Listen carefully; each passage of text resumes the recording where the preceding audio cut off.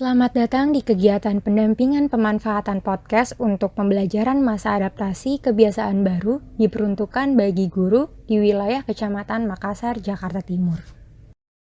Kegiatan pendampingan ini disusun oleh Ibu Murtikusuma Wirasti sebagai ketua dan Bapak Zudi Hasibuan sebagai anggota, dibantu oleh tim mahasiswa Arshila Lashika dan Hajar Hafizah. Pada kegiatan kali ini kita akan membahas pengetahuan serta konsep dasar dari podcast. Pada tujuan pelatihan ini diharapkan Bapak Ibu sekalian dapat mendeskripsikan pengertian, kelebihan, manfaat podcast, dan apa saja alat-alat yang dibutuhkan, serta dapat mengidentifikasi jenis-jenis podcast dan bagaimana penerapannya dalam pembelajaran.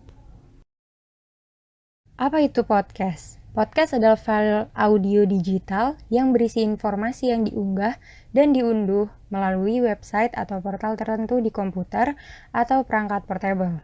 Podcast saat ini sedang banyak dinikmati oleh berbagai kalangan sebagai sumber informasi. Terdapat kelebihan dalam menggunakan podcast. Di antaranya, yang pertama, podcast dapat diputar dimanapun dan kapanpun. Ini dikarenakan podcast merupakan media berbasis file digital audio yang penggunanya dapat fleksibel mendengarnya kapanpun dan tidak terbatas ruang ataupun waktu. Lalu, podcast juga mengatasi keterbatasan pengalaman. Dalam penggunaannya, podcast memiliki banyak sumber informasi yang dapat dinikmati kapan saja serta didengar sambil melakukan aktivitas lain. Terakhir, podcast dinilai efektif dan efisien jika dilihat dari beberapa manfaat yang dimilikinya. Lalu kita akan membahas apa saja manfaat dari media podcast. Yang pertama, dapat menjadi alternatif media informasi. Dengan mudahnya cara mengakses media informasi dari podcast, banyak jangkauan informasi yang dapat ditelusuri ketika mendengarkan media podcast ini. Yang kedua, memiliki berbagai macam topik dan ilmu pengetahuan. Misalnya, terdapat berbagai topik bahasan yang dapat diakses di podcast dari beragam kebudayaan, bahasa, dan lain-lain. Lalu, podcast juga dapat melatih stimulasi otak bagi pendengarnya, yang artinya podcast dapat melatih otak ketika terdapat ketidakhadiran elemen visual yang membuat kita lebih imajinatif dalam mengolah informasi yang sudah diterima. Selanjutnya, apa saja alat-alat yang digunakan dalam memproduksi podcast? Secara garis besar, dalam produksinya, podcast membutuhkan diantaranya terdapat mikrofon, laptop atau smartphone, serta software editing. Yang pertama, alat yang dibutuhkan merupakan mikrofon. Mikrofon berfungsi untuk merekam suara dalam podcast, agar terdengar lebih jelas dan jernih. Dalam penggunaannya, terdapat beberapa jenis mikrofon yang dapat Bapak Ibu manfaatkan dalam memproduksi podcast. Baik, jenis mikrofon yang pertama, terdapat jenis mikrofon USB. Jenis mikrofon seperti gambar di samping memiliki beberapa kelebihan, di antaranya penangkapan suara yang bagus, sangat cocok untuk rekaman, dan tidak terdapat kebocoran suara lain atau bising.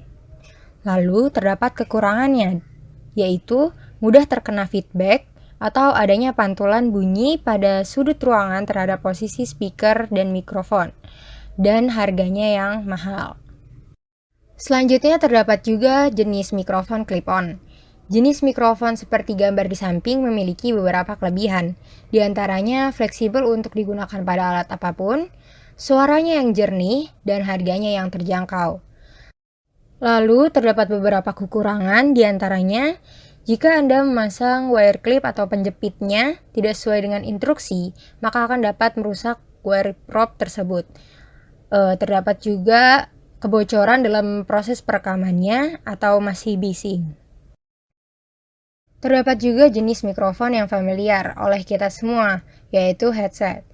Kelebihan headset dalam proses perekaman podcast diantaranya harganya yang lebih terjangkau dari mikrofon lain, lalu juga fleksibel untuk digunakan pada alat apapun. Tentu saja memiliki kekurangan, di antaranya menghasilkan suara yang tidak begitu jernih, dan dalam perekamannya masih terdapat kebocoran suara lain atau bising. Dari beberapa jenis mikrofon tersebut, Bapak Ibu sekalian dapat menyesuaikan dengan kebutuhan proses perekaman podcast yang akan Bapak Ibu produksi. Alat selanjutnya yang dibutuhkan untuk memproduksi podcast adalah laptop atau smartphone. Laptop atau smartphone di sini berfungsi untuk menyimpan informasi penting seperti file, judul, software perekaman, nomor rekaman, efek suara, dan lain-lain dalam produksi podcast. Selanjutnya, alat yang dibutuhkan untuk memproduksi podcast adalah software editing. Software editing berfungsi untuk mengedit suara, memotong bagian audio yang tidak diperlukan atau menambah latar musik agar podcast tidak membosankan. Terdapat beberapa contoh software yang dapat digunakan dalam memproduksi podcast. Di antaranya adalah software aplikasi Anchor, Audacity, Apple Logic Pro X. Nah, aplikasi Anchor adalah aplikasi sederhana yang digunakan dalam produksi podcast. Aplikasi ini dapat diakses melalui smartphone ataupun laptop. Lalu terdapat aplikasi Audacity. Audacity adalah sebuah perangkat lunak untuk memanipulasi kebocoran suara audio. Aplikasi ini tidak harus dimiliki, tetapi menyesuaikan kebutuhan Bapak Ibu sekalian. Lalu terdapat aplikasi Logic Pro X. Aplikasi ini kerap digunakan oleh music engineering, produser, maupun musisi dalam menciptakan perangkat audio. Sayangnya, untuk pengaksesan aplikasi ini hanya bisa pada perangkat Apple saja. Selanjutnya, kita akan membahas jenis-jenis podcast. Yang pertama terdapat jenis interview podcast. Jenis interview podcast merupakan podcast di mana host akan melakukan sesi wawancara kepada tamu atau narasumber yang berbeda di setiap episodenya. Salah satu contoh dari interview podcast terdapat dalam podcast YouTube Deddy Corbuzier. Jenis yang kedua adalah monolog podcast. Monolog podcast merupakan podcast yang dilakukan oleh host sendiri atau monolog. Tujuan dari monolog podcast sendiri adalah untuk menyampaikan sebuah opini, berbagi informasi, atau melakukan sesi tanya-jawab di mana dilakukan oleh host dan pendengar. Lalu jenis yang ketiga yaitu multi-host podcast. Multi-host podcast merupakan podcast yang memiliki host lebih dari satu orang dengan tujuan menawarkan diskusi dan mempunyai pendapat serta perspektif yang berbeda untuk mengembangkan diskusi yang lebih menarik. Lalu kita akan membahas pemanfaatan media podcast sebagai sumber belajar.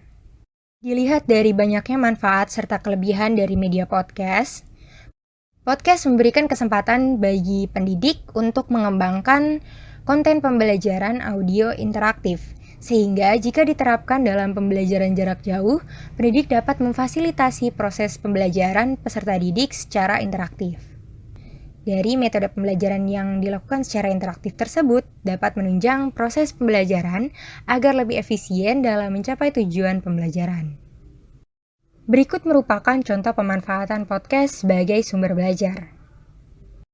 Podcast ini merupakan podcast pembelajaran bahasa Korea yang berjenis podcast interview, merupakan podcast di mana host akan melakukan sesi wawancara kepada narasumber yang membahas mengenai bahasa Korea. You are listening to this lesson. It means you are learning Korean. Which is 한국어 in Korean. 한국어. So you're learning 한국어. Yeah. Congratulations. 와우. 축하해요. 와우. 축하드립니다. 네, 축하드립니다. Congratulations on starting to learn Korean. And if you are already an intermediate level learner, or if you speak Korean fluently, I hope you will still enjoy our lessons. Of course. Of course. So today we are going to learn two things. Really? Yeah, two Only things. two things? Only two things. We want to make these lessons short so that they Okay. are bite-sized and they are easy to carry. But it's very important to learn, right? These things, right? Yeah. So what are we going to learn today? Today we are going to learn 안녕하세요. 안녕하세요. Wow. 안녕하세요. That's very Very difficult. difficult, you think so? No, I'm just kidding. Okay. It's very difficult to pronounce at first, Yeah. but if you practice, Yes. at first, konnichiwa, or hello, or good Hello. afternoon, or bonjour, or buongiorno. All of these greetings in other languages were very difficult for me to pronounce, but after practicing, they got Yes, easier. right. So with us, you can practice too. Of course. 네. And what's the other thing that we're going to learn? The other thing we are going to learn is 감사합니다. 감사합니다. What does this mean? It means thank you. Thank you. Thank you. So we're going to learn 감사합니다 and 안녕하세요. 안녕하세요 is, of course, as you might have been able to guess, hello.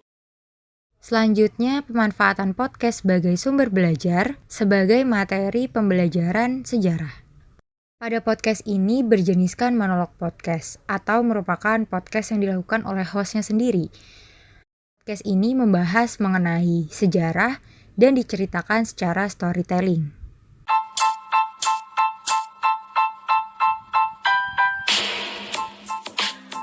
Halo semuanya, kembali lagi bersama saya, Nisa Fazalina Asidik, dan kali ini saya akan membahas mengenai apa yang dilakukan bangsa Indonesia setelah Proklamasi Kemerdekaan Indonesia. Setelah Proklamasi Kemerdekaan Indonesia tanggal 17 Agustus 1945, kesibukan para pemimpin nasional adalah mengatur tatanan kenegaraan.